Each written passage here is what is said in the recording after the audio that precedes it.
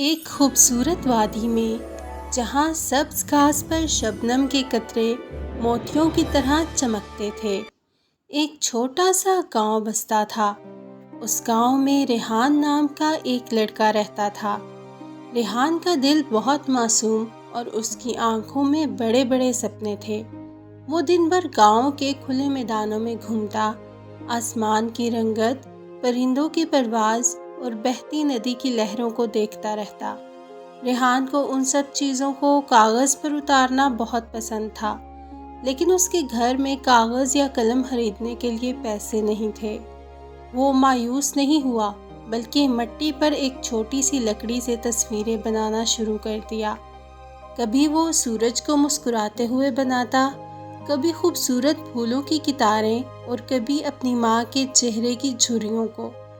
اس کا سب سے بڑا خواب ایک خوبصورت باغ بنانے کا تھا جو اس کی ماں کو خوش کر سکے۔ ایک چاندنی رات جب پورا گاؤں گہری نیند میں تھا، ریحان ایک پرانے درخت کے نیچے بیٹھا اپنی ماں کے چہرے کی تصویر بنا رہا تھا۔ اچانک ہوا میں چاندنی کی گھنٹیوں جیسی آواز گونجی۔ ریحان نے اوپر دیکھا تو اس کی آنکھیں حیرت سے کھل گئیں۔ درخت کی ٹہنی پر ایک روشنی جگمگا رہی تھی جو دھیرے دھیرے ایک خوبصورت پری کی شکل اختیار کر رہی تھی۔ اس کے پر ستاروں سے بنے ہوئے لگتے تھے اور اس کا لباس جگنوؤں کی طرح چمک رہا تھا۔ پری نے نرمی سے مسکرا کر کہا، ریحان، میں نے تمہارے فن اور تمہاری نیکی کا جادو دیکھا ہے۔ تم صرف مٹی پر تصویریں نہیں بناتے، تم اپنے دل کے ارادوں کو شکل دیتے ہو۔ یہ کہہ کر پری نے اپنی جیب سے ایک چھوٹی سنہری قلم نکالی جو ایک نیلم سے چمک رہی تھی۔ یہ لو، یہ ایک جادوئی قلم ہے۔ اس سے تم جو بھی بناؤ گے وہ حقیقت بن جائے گا، لیکن یاد رکھنا بس اس کا استعمال صرف نیک ارادوں کے لیے ہی کرنا۔ پری یہ کہہ کر ہوا میں تحلیل ہو گئی، پیچھے صرف قلم کی چمک باقی رہ گئی۔ ریحان نے قلم کو تھاما، اس کا دل خوشی سے دھڑک رہا تھا۔ وہ فوراً گھر کی طرف بھاگا اور اپنی ماں کو جگایا۔ ماں، میرے پاس ایک جادوئی قلم ہے۔ ماں نے اسے عجیب نظروں سے دیکھا، لیکن ریحان نے کوئی پرواہ نہیں کی اور دیوار پر ایک خوبصورت باغ بنانا شروع کر دیا۔ جیسے ہی اس نے آخری پتی بنائی، ایک جھونکا آیا اور دیوار پر بنے پھول حقیقت بن کر مہکنے لگے۔ ماں کی آنکھوں میں آنسو آ گئے، وہ دونوں خوشی سے جھوم اٹھے۔ اس کے بعد ریحان نے گاؤں والوں کی مدد کرنا شروع کی۔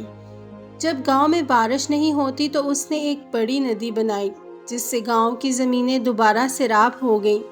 جب گاؤں کے بچے بیمار ہوئے تو اس نے دیوار پر ہر طرح کی دوائیں اور شفا بخش جڑی بوٹیاں بنا دیں۔ سب لوگ اسے ہمارا چھوٹا جادوگر کہنے لگے اور ریحان کی عزت میں اضافہ ہوا۔ وقت گزرنے کے ساتھ ساتھ ریحان کی نیکی پر لالچ کا سایہ پڑنے لگا۔ اس کے دل میں یہ خیال آیا کہ جب وہ سب کے لیے اتنا کچھ کر سکتا ہے تو اپنے لیے بھی کرے۔ اس نے گاؤں والوں سے چھپ کر ایک دور کی پہاڑی پر سونے اور ہیروں سے بنا ایک محل بنا دیا۔ محل اتنا اونچا تھا کہ اس کی چوٹی بادلوں سے چھو رہی تھی۔ ریحان اس محل میں جا کر اکیلا رہنے لگا۔ اس کے دوست اور ماں اسے پکارتے رہے، لیکن ریحان کو صرف اپنی دولت نظر آتی تھی۔ ایک رات جب ریحان اپنے قیمتی محل کے جھروکے سے باہر دیکھ رہا تھا، وہی پری دوبارہ نمودار ہوئی۔ اس کے چہرے پر اداسی تھی۔ ریحان، تم نے اپنا وعدہ توڑ دیا ہے۔ یہ قلم نیکی اور ہمدردی کے لیے تھی، نہ کہ لالچ کے لیے۔ تم نے سب کی خوشیاں چھین کر اپنے لیے ایک چھوٹی دنیا بنا لی ہے۔ ریحان نے پری کو غصے سے دیکھا اور کہا، یہ میرا جادو ہے، میری محنت ہے، تم مجھ سے یہ نہیں لے سکتی۔ پری نے دکھ بھرے لہجے میں کہا، یہ جادو میرا ہے اور یہ وہی ختم ہو جائے گا جہاں لالچ شروع ہوتا ہے۔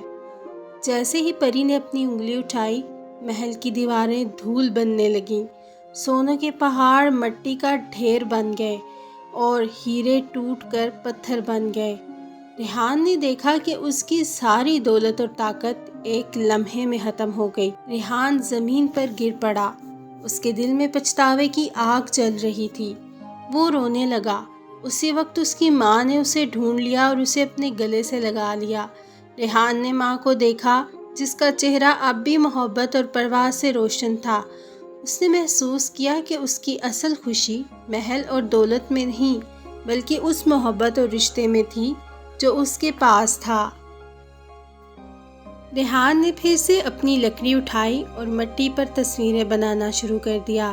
اس بار اس کی تصویریں اس کے دل کے احساسات سے بنی تھی۔ اس نے اپنی ماں کی مسکراہٹ بنائی، گاؤں کی خوشیاں بنائی اور ایک بار پھر اپنے آپ کو اس دنیا کا حصہ محسوس کیا۔